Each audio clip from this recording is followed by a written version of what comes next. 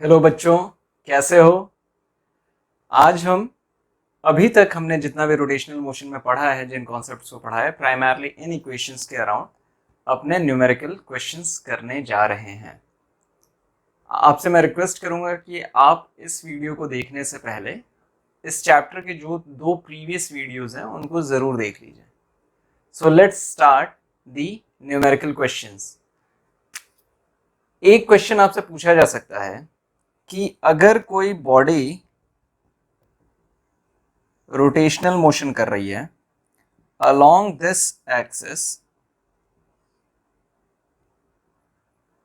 इस डायरेक्शन में rotational motion कर रही है, और कोई एक यूनिट वेक्टर हो x जो कि इसके एक्सिस के अलोंग हो, और कोई एक यूनिट वेक्टर हो जो इसके टेंजेंशियल वेलोसिटी के अलोंग हो। मान लीजिए unit vector y tangential velocity के अलोंग हो, तो क्वेश्चन ये है कि x dot product of y ये क्या होगा। आपके ऑप्शन है 1, ऑप्शन बी है -1, ऑप्शन सी है 0, ऑप्शन डी है √2। बॉडी है, सर्कुलर मोशन में रोटेट कर रही है। इसके 2 यूनिट वेक्टर्स हमने पकड़ लिए हैं। एक यूनिट वेक्टर है जो कि टेंजेंशियल वेलोसिटी के अलोंग है, और दूसरा यूनिट वेक्टर है जो कि इसके एक्सिस के अलोंग है। इन दोनों का डॉट प्रोडक्ट क्या होगा? 1, -1, 0 और √2। तो देखिए, ये जो टेंजेंशियल वेलोसिटी है या ये जो यूनिट वेक्टर है और ये जो वेक्टर है, इन दोनों का जो एंगल है, जो एंगल इन दोनों वेक्टर के बीच में बन रहा है, क्योंकि एक्सिस इस तरफ है और रोटेशन इस डायरेक्शन में हो रहा है, सो ये जो यूनिट वेक्टर है इन दोनों का, उनका डॉट प्रोडक्ट कैसे होता है? Dot product unit magnitude of X magnitude of Y into cos theta. Cos theta यहाँ पे 90 डिग्री है, कॉस 90 0 है, इसका आंसर 0 हो जाएगा। ये बात क्लियर है कि अगर कोई बॉडी हमारी रोटेशनल मोशन कर रही है और उसके एक्सिस के अलोंग एक यूनिट वेक्टर है और टेंजेंशियल डायरेक्शन के अलोंग एक यूनिट वेक्टर है, तो उनका डॉट प्रोडक्ट क्या हो जाएगा? टेंजेंशियल वेलोसिटी के अलोंग यूनिट वेक्टर और इसका इस यूनिट वेक्टर का डॉट प्रोडक्ट 0 हो जाएगा। सिमिलरली क्वेश्चन ये भी पूछा जा सकता है कि ये बॉडी जब सर्कुलर मोशन कर रहा है और इस पे एक पार्टिकल है, मान लीजिए इस पॉइंट ए पे एक पार्टिकल है, उस पॉइंट पे ए पे लगने वाला, पार्टिकल ए पे लगने वाला जो भी फोर्स है, नेट रिजल्टेंट फोर्स, उस फोर्स, मान लीजिए उस फोर्स का यूनिट वेक्टर हम मान लेते हैं एफ। उस यूनिट वेक्टर और इस एक्स एक्सिस में का डॉट प्रोडक्ट क्या होगा? तो यूनिट, अब इस बॉडी पे जब ये बॉडी घूम रही है तो हमने ये जाना है कि रोटेशनल मोशन में ये अपना सर्कुलर मोशन फॉलो कर रहा होगा, कोई भी पार्टिकल इस एक्सिस के अलावा सारा फोर्स जो लग रहा होगा वो सेंट्रीपिटल फोर्स लग रहा होगा, और सेंट्रीपिटल फोर्स जब लगेगा तो वो फोर्स इसके सेंटर की तरफ अलाइंड होगा। बॉडी इस तरीके से घूम रही है इस डायरेक्शन में, सेंट्रीपिटल फोर्स सेंटर की तरफ लग रहा है और एक्सिस जो है उसके परपेंडिकुलर है, तो उस फोर्स और ये जो एक्सिस है इनके बीच में भी 90 डिग्री बनेगा, और 90 डिग्री बनने की वजह से उस केस में भी जो हमारा रिजल्टेंट है वो सेम 0 होगा। ये बात क्लियर है आप लोग को? अच्छा बच्चों, हम लोगों ने डॉट प्रोडक्ट वाली बात तो समझ ली। अब हम इसी चीज को आगे और बढ़ाते हैं। जैसे ये कहा जाए कि बॉडी सर्कुलर मोशन कर रही है इस एक्सिस पे, और यहाँ पे एक पार्टिकल ए है, ठीक है, रोटेशनल मोशन कर रही है बॉडी, और या इस पे एक पार्टिकल ए है, ठीक है। अब ये पार्टिकल भी ऐसे एक सर्कुलर मोशन कर रहा होगा, एज्यूमिंग कि ये जो बॉडी है ये यूनिफॉर्म वेलोसिटी के साथ घूम रही है, यूनिफॉर्म एंगुलर वेलोसिटी के साथ यहाँ पे मूवमेंट कर रही है। उस केस में इस पे लगने वाला जो नेट रिजल्टेंट फोर्स है उसके और ये जो एक्सिस है इनके बीच में क्या डायरेक्शनल अलाइनमेंट होगा, मतलब किस तरीके से इनका क्या डायरेक्शनल सेटिंग होगी। तो जब बॉडी यूनिफॉर्म वेलोसिटी के साथ घूम रही है तो उस पर टेंजेंशियल एक्सेलरेशन नहीं है, टेंजेंशियल एक्सेलरेशन नहीं है, टेंजेंशियल एक्सेलरेशन नहीं है। एक ही जो है वो है हमारा रेडियल एक्सेलरेशन, और रेडियल एक्सेलरेशन जब है तो वो किसकी तरफ लगेगा, वो सेंटर की तरफ लगेगा। तो उस केस में लगने वाला जो नेट रिजल्टेंट फोर्स है वो फोर्स इस एक्सिस पे को इंटरसेक्ट कर रहा होगा हॉरिजॉन्टली, उस एक्सिस को हॉरिजॉन्टली इंटरसेक्ट कर रहा होगा। लेकिन अगर मान लीजिए कि ये बॉडी एक्सेलरेट कर रही है, नॉन यूनिफॉर्म वेलोसिटी है, उस केस में क्या होगा कि हमारा टेंजेंशियल एक्सेलरेशन भी प्ले में आ जाएगा, नेट रिजल्टेंट फोर्स इस डायरेक्शन में लगेगी, वो इस एक्सिस के साथ किसी एक एंगल पे स्क्यूड डायरेक्शन में वो इसे हिट करेगी। ये बात क्लियर है? एससी वर्मा में इस कॉन्सेप्ट से रिलेटेड एक दो क्वेश्चंस हैं, आप उनको देखिएगा इस टॉपिक से, कि अगर ये बॉडी घूम रही है और यूनिफॉर्म और नॉन यूनिफॉर्म वेलोसिटी के साथ घूम रही है, उस केस में ये जो फोर्स लग रहा है वो फोर्स हमारे एक्सिस के साथ किस तरीके से अलाइंड है, उनका डायरेक्शनल अलाइनमेंट क्या है। अच्छा, ये बात हो गई, तो एक चीज और कर लेते हैं, और वो था कि अगर बॉडी ये सर्कुलर मोशन या ये पार्टिकल अगर इस पर रोटेशनल मोशन कर रहा है, या ये बॉडी इस एक्सिस के अलोंग रोटेट कर रही है, ठीक है, और ये बॉडी इस बोर्ड के प्लेन में रोटेट कर रही है, ये बॉडी इस बोर्ड के प्लेन में ऐसे रोटेट कर रही है, ऐसे रोटेट कर रही है, एक्सिस आप समझ लीजिए ऐसे है, अंदर की तरफ एक्सिस जा रहा है, ठीक है, प्लेन में ऐसे रोटेट कर रही है, ये एक्सिस ऐसे प्लेन में रोटेट कर रही है ऐसे, और एक्सिस जो है वो इस बोर्ड का एक्सिस है ऐसे। तो अगर ये बोर्ड का एक्सिस है तो आपसे ये पूछा जाए कि इस एंगुलर जो बॉडी जो भी एंगुलर वेलोसिटी होगी उसका डायरेक्शन क्या है, उसका डायरेक्शन क्या है। तो अपना राइट हैंड थंब रूल लगता है, आप क्या करिए, जिस डायरेक्शन में बॉडी घूम रही है, जैसे यहाँ पे एंटी क्लॉकवाइज घूम रही है, तो आप यहाँ पे रखिए, उसी डायरेक्शन में फिंगर को कर्ल करिए, ये अंगूठे का डायरेक्शन आपको बताएगा कि एंगुलर वेलोसिटी का डायरेक्शन क्या है। अब जैसे एक्सिस इस तरफ था तो ये एक्सिस के अलोंग है, ठीक है, बाहर की तरफ निकलता हुआ, एंटी क्लॉकवाइज बाहर की तरफ निकलता हुआ, क्लॉकवाइज आप ऐसे करेंगे, ऐसे टर्न करेंगे, मान लीजिए ये बॉडी फिर क्लॉकवाइज घूम रही है, तो अब आपका कैसे राइट हैंड थंब रूल आप लगाएंगे, बॉडी क्लॉकवाइज घूम रही है, उस केस में आप क्या करेंगे, फिंगर ऐसे जाएगा, मतलब आपका जो कर्लिंग होगा वो कैसे होगा, ऐसे अंदर की तरफ होगा ऐसे, और ये बॉडी ऐसे, ये प्लेन ये है ऐसे, प्लेन बॉडी अंदर चली गई, सो ये अंगूठा जो है वो अंदर चला गया, तो एंगुलर वेलोसिटी का जो डायरेक्शन है वो अंदर की तरफ है। अब बॉडी ये ऐसे हॉरिजॉन्टली घूम रही है, ऐसे घूम रही है, ऐसे घूम रही है, तो आप कैसे कर्ल करेंगे, ऐसे लिया, ऐसे कर्ल किया, एंगुलर वेलोसिटी का डायरेक्शन ये है ऊपर की तरफ, बॉडी ऐसे घूम रही है, इस डायरेक्शन में घूम रही है, तो आप क्या करेंगे, ऐसे कर्ल करेंगे, इसके इस मूवमेंट के डायरेक्शन में आपने ऐसे कर्ल किया, अंगूठा किधर पॉइंट कर रहा है, नीचे की तरफ पॉइंट कर रहा है, एंगुलर वेलोसिटी का डायरेक्शन नीचे है, ठीक है। तो डायरेक्शन ऑफ एंगुलर वेलोसिटी आगे के न्यूमेरिकल क्वेश्चंस में आने वाले हैं और वो हमारी हेल्प करेंगे, ठीक है। ये बोर्ड थोड़ा सा फ्लेक्सिबल है इसीलिए मुझे कॉशियस रहना पड़ता है। लेट मी चेक कि अलाइंड है या नहीं, जस्ट अ सेक। तो अलाइंड है। अब चलते हैं नेक्स्ट क्वेश्चन पे, और थोड़ा सा कॉन्सेप्चुअल है। जैसे हम लोगों ने क्या पढ़ा था पिछले चैप्टर में, वो ये पढ़ा था कि जो हमारा टेंजेंशियल वेलोसिटी है vt वो होता है r ओमेगा के बराबर।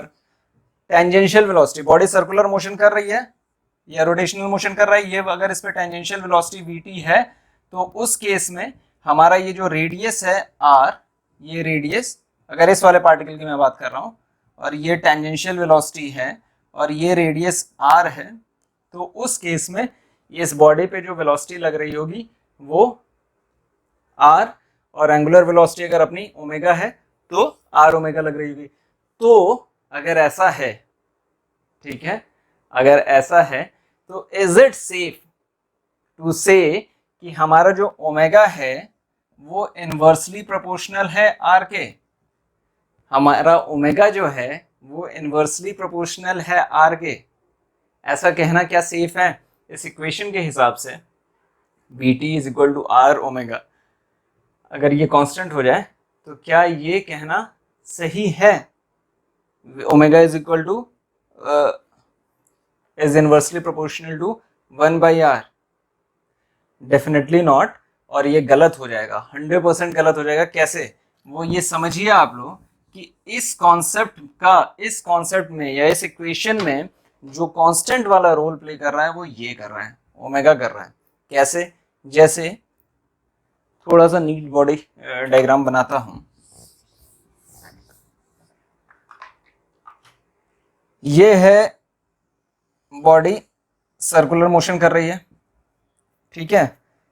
यहां पे दो पार्टिकल ले लेते हैं, एक पार्टिकल ए है और एक पार्टिकल इसी के एक्सेस में बी है, यहां पे बी। थोड़ी देर बाद बॉडी थीटा डिस्टेंस कवर करके, एंगुलर डिस्टेंस थीटा कवर करके यहां आ जाती है। उस केस में ये जो ए है वो घूम के कहाँ आ जाएगा? यहाँ आ जाएगा ए, और ये जो बी है वो घूम के कहाँ आ जाएगा? यहाँ पे। बॉडी इस डायरेक्शन में रोटेशनल मोशन कर रही है, ठीक है। तो अब समझिए यहां पे हमारा जो ओमेगा होता है, omega is equal to delta theta upon delta T.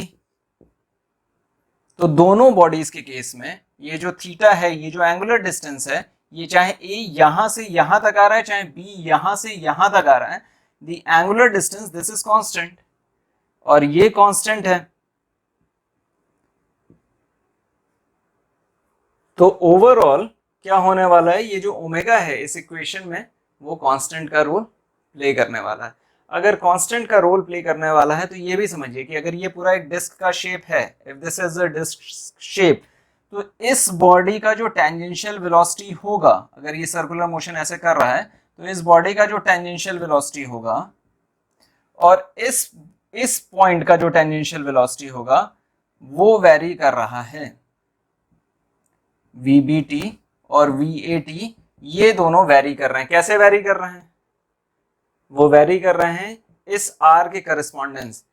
R A से सेंटर के बीच में R1 है और यहां से B से सेंटर के बीच का जो डिस्टेंस है वो R2 है।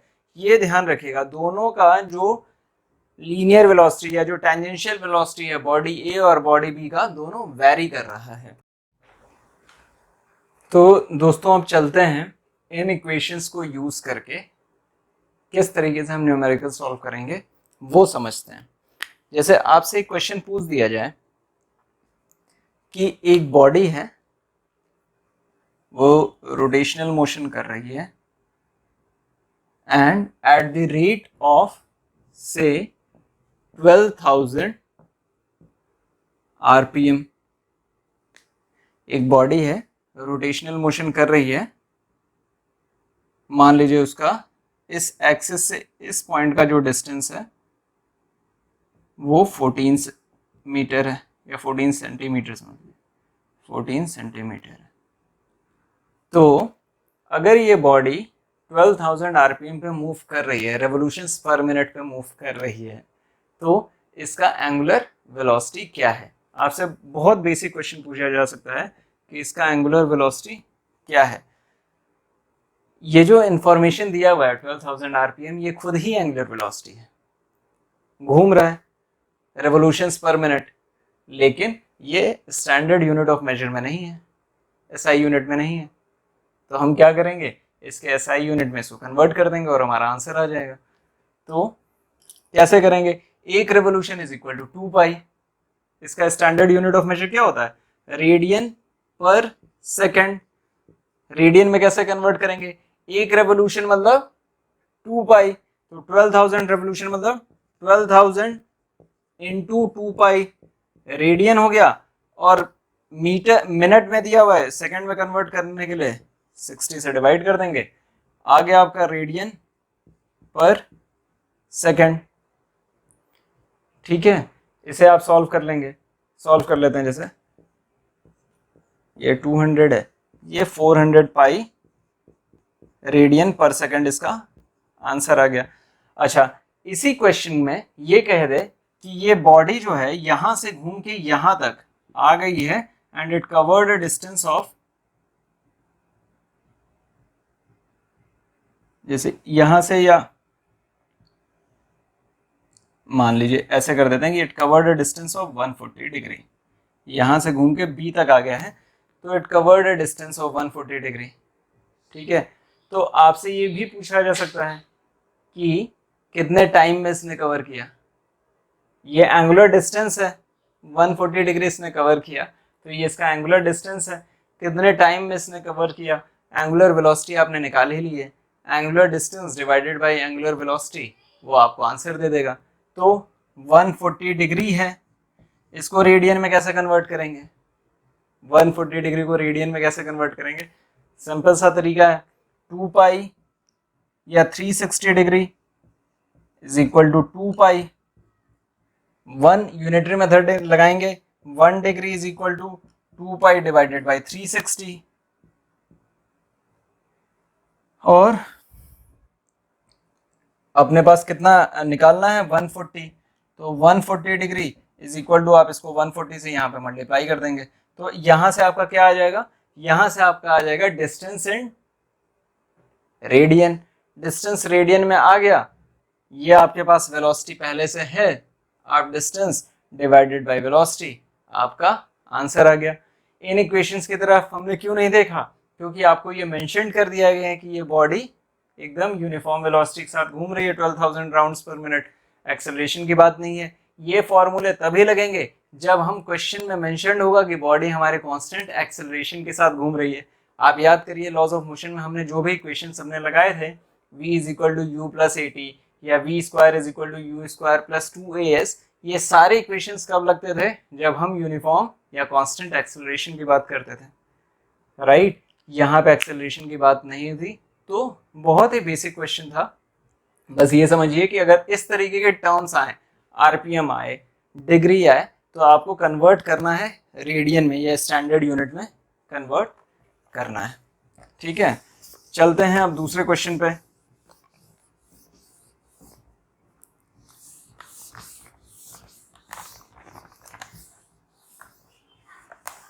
दूसरा क्वेश्चन ये है, आपसे पूछा जा सकता है कि एक बॉडी 630 रेडियन ऐसे घूमते घूमते 630 रेडियन 10 सेकंड में कन्वर्ट करते हैं, 10 सेकंड में कवर करती है। एक बॉडी ऐसे रोटेशनल मोशन कर रही है या सर्कुलर मोशन कर रहा है उसका एक पार्टिकल, वो 630 डिग्री रेडियन 630 रेडियन 10 सेकंड में कवर कर रहा है। तो फाइनली उसका फाइनल एक्सेलरेशन, रेस्ट से शुरू किया था, ये बॉडी ने रेस्ट से शुरू किया था, तो body started at rest, rest से अगर बॉडी ने शुरू किया है तो इसका ओमेगा नॉट 0 है, कांस्टेंट एक्सेलरेशन कर रहा है। ये भी क्वेश्चन में मेंशन्ड है कि ये बॉडी जो है वो कांस्टेंट एक्सेलरेशन कर रहा है। अल्फा हमें पता नहीं है और टाइम हमें मेंशन्ड है, टाइम इज 10 सेकेंड, और हमें क्या मेंशन्ड है, ये डिस्टेंस मेंशन्ड है, वो भी रेडियन में, डिस्टेंस मतलब थीटा 630 में मेंशन्ड है। अगर ये है तो आपसे ये पूछा जा रहा है कि इसका फाइनल एंगुलर वेलोसिटी क्या होगा। इस तरह के क्वेश्चन आपने काइनेमेटिक्स में आपने ढेर सारे लगाए होंगे। अब देखिए, कंपेयर करिए कि यहाँ पे क्या क्या इंफॉर्मेशन है, आपको ये निकालना है, ये चीज ओमेगा फाइनल निकालनी है, फाइनल वेलोसिटी निकालनी है। आपके पास ये इंफॉर्मेशन है, थीटा है, ओमेगा नॉट है और टाइम है। तो आप क्या करिए, आप यहाँ से इस वाले इक्वेशन से पहले अल्फा की वैल्यू निकाल लीजिए, आपका अल्फा का वैल्यू आ जाएगा। आप पहले वाले इक्वेशन में omega final is equal to omega naught plus alpha T, वहां पे जाइए, वैल्यू पुट करिए अल्फा की, और फिर वहां से आपको फाइनल वेलोसिटी आ जाएगी। Do you want me to solve it? चलिए, पहला क्वेश्चन है तो सॉल्व कर देता हूं। ये वाला इक्वेशन निकालिए, लगाइए। पहले केस में 630 which is R distance, radian में ही दिया हुआ है, ओमेगा नॉट का वैल्यू 0 है तो ये वाला जो फर्स्ट टर्म है वो 0 हो गया। हाफ अल्फा का हमें वैल्यू नहीं पता है 10 का स्क्वायर, यहाँ से अल्फा का वैल्यू हो जाएगा 630 इंटू 2 डिवाइडेड बाई 10 इंटू 10, ये गया 12.6 रेडियन पर सेकंड स्क्वायर, ये आंसर आ गया। ये अल्फा का वैल्यू हो गया। अल्फा का वैल्यू ये है, फर्स्ट वाले इक्वेशन में रख दीजिए। फर्स्ट वाले इक्वेशन में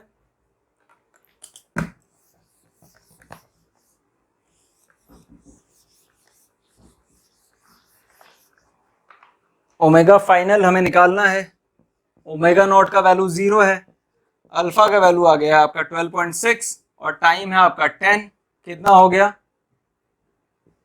126 क्या यूनिट रेडियन पर सेकेंड। ये हो गया आपका क्वेश्चन। तो सिमिलर तरीके के क्वेश्चन आपने अपने काइनेमेटिक्स वाले सेक्शन में किए हैं, चैप्टर्स में किए हैं, लेकिन फिर भी एंगुलर टर्म्स आ जा रहे हैं तो हमारा फेमिलियराइजेशन होना इन टर्म्स के साथ बहुत ज़रूरी है। इन टर्म्स के साथ हमारा फेमिलियराइजेशन होना बहुत ज़रूरी है। एससी वर्मा की बुक में जो पीछे न्यूमेरिकल्स दिए रहते हैं इस चैप्टर में, उसमें शुरू के 14-15 क्वेश्चंस रफली इन्हीं कॉन्सेप्ट के अराउंड है। ठीक है, यहाँ तक तो हमने समझ लिया। इसी क्वेश्चन इसी को थोड़ा सा और कॉम्प्लिकेट किया जा सकता है। कैसे किया जा सकता है? जैसे आपको ये दे दे कि कोई बॉडी है, ठीक है, वो रेस्ट से शुरू हुई, शुरू के 10 सेकंड टाइम, शुरू के 10 सेकंड t1 में 10 सेकंड है, इसमें ये एक्सेलरेट की किस रेट से? अल्फा जो था उसका वो 10 रेडियन पर सेकंड स्क्वायर था। अगले 10 सेकंड t2 में which is 10 second body uniform velocity के साथ घूमी, मतलब सिर्फ ओमेगा है, यूनिफॉर्म ओमेगा है, तो यहाँ पे एक यूनिफॉर्म, और फिर उसके बाद वो डी एक्सेलरेट हुई है t3। नेक्स्ट थर्ड सेकंड मतलब 10 सेकंड में वो डी एक्सेलरेट हुई है और उसका फाइनल वेलोसिटी जो हो गया वो 0 हो गया है, फाइनल वेलोसिटी 0 हो गया। तो उसने कितना एंगुलर डिस्टेंस कवर किया? उसने कितना एंगुलर डिस्टेंस कवर किया? बड़ा सिंपल है। फर्स्ट वाले पार्ट के लिए आप कैसे निकालेंगे? फर्स्ट वाले पार्ट में आपको टाइम पता है, ओमेगा नॉट पता है, टाइम पता है, अल्फा टी स्क्वायर, अल्फा का वैल्यू दिया हुआ है, टाइम का वैल्यू दिया हुआ है, आप यहाँ से निकाल लेंगे, आपका आंसर आ जाएगा फर्स्ट पार्ट का डिस्टेंस। दूसरे पार्ट में एक्सेलरेशन का कोई कॉन्सेप्ट बात नहीं है, इसकी जो वेलोसिटी ये कैसे निकलेगी? इसकी वेलोसिटी फिर यहाँ पे आपका जो फाइनल वेलोसिटी होगा वो भी निकालना पड़ेगा, क्योंकि 10 सेकंड बाद वो इस वेलोसिटी के साथ 10 सेकंड तक घूम रहा है। तो आप फाइनल वेलोसिटी कैसे निकालेंगे? इस वाले इक्वेशन से निकालेंगे, इस वाले इक्वेशन से आप फाइनल वेलोसिटी निकालेंगे, which is W not plus alpha T, W not plus alpha T, तो वहां से आपका फाइनल वेलोसिटी आएगा। उसको जब आप टाइम से मल्टीप्लाई करेंगे तो वो 10 सेकंड में उसने कितना डिस्टेंस ट्रेवल किया, और फिर ये जो आपका फाइनल वेलोसिटी है वो तीसरे वाले केस में आपका इनिशियल वेलोसिटी हो जाएगा। सॉल्व करता हूँ, जैसे केस 1 फर्स्ट केस क्या होगा? रखिए वैल्यू थीटा की वैल्यू, तो ये आ जाएगा ओमेगा नॉट 0 है, फर्स्ट वाले राउंड में ओमेगा नॉट 0 है, तो हाफ थीटा 1 जो है वो आ जाएगा हाफ अल्फा हमारा 10 है, टाइम जो है वो 10 इंटू 10 है 5,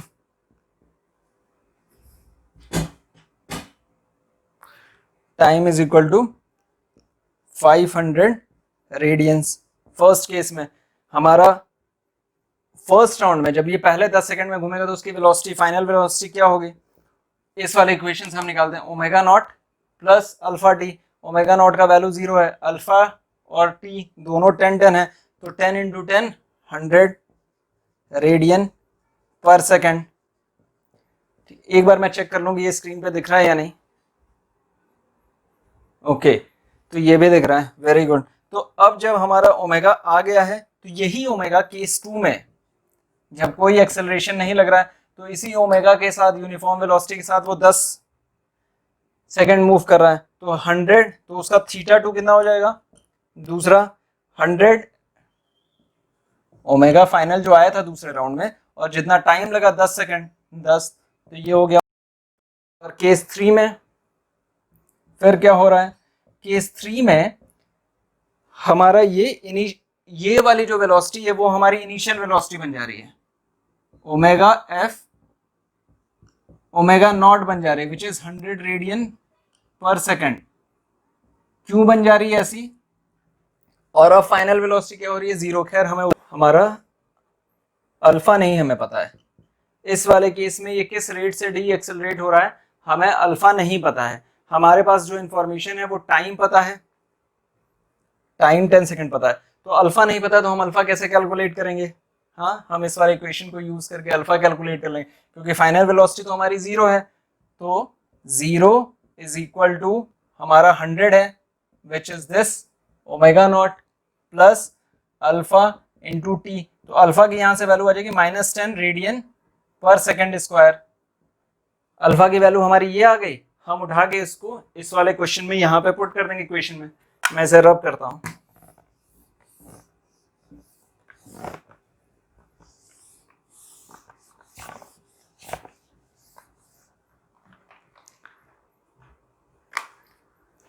तो यह हमने वैल्यू पुट कर दी। थीटा 3 जो हमारा केस 3 में आ रहा है, ओमेगा नॉट हमारा है 100 इंटू 10, वो माइनस इधर बाहर निकाल दिया है, और टाइम जो है वो हमारा 10 इंटू 10 है, आप कैलकुलेट कर लीजिए 5, तो ये 500 रेडियंस आ गया।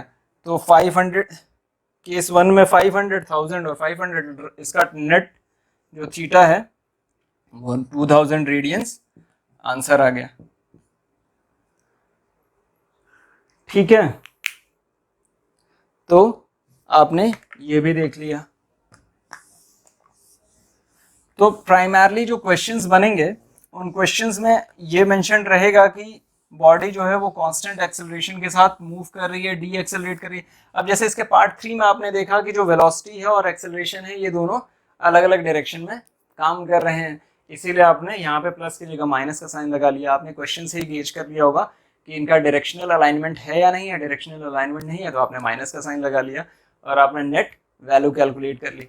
तो इसमें क्वेश्चंस जो हैं वो इन्हीं 3 में से कुछ ना कुछ मिसिंग रहेगा, आपका ये कॉम्बिनेशन बनाना है और वैल्यू निकालना है। This is what I wanted to get you familiarized with the first piece. अभी मैं आऊँगा, ये जितने भी क्वेश्चंस हमने सॉल्व किए हैं क्या हम इनको ग्राफिकल अप्रोच के साथ सॉल्व कर सकते हैं क्या, ये समझने की कोशिश करते हैं। ग्राफ्स को यूज करके एंगुलर वेलोसिटी और टाइम का कुछ कॉम्बिनेशन वगैरह बना के क्या हम इन्हीं क्वेश्चंस को और इजी तरीके से सॉल्व कर सकते हैं। I will be covering that thing in the next chapter.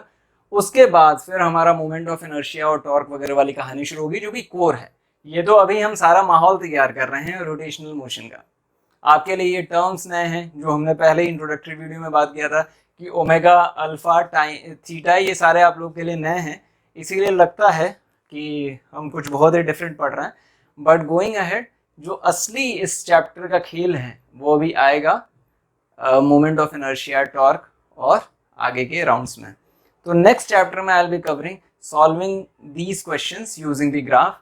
Hope आप लोगों को आज के सेशन में काफ़ी क्लैरिटी आई होगी, एटलीस्ट इन टर्म्स के साथ फैमिलराइजेशन होना शुरू हुआ होगा और आगे के लिए अब माहौल सेट हो रहा है। फिजिक्स का ये थोड़ा सा कॉम्प्लेक्स टॉपिक है, लेकिन अभी तक हम बहुत आराम से चल रहे हैं and we will continue in this fashion too. हम कभी भी रश करने वाला नहीं है, आपको पढ़ने में मजा आएगा। So will see you in the next class. Thank you so much for watching this.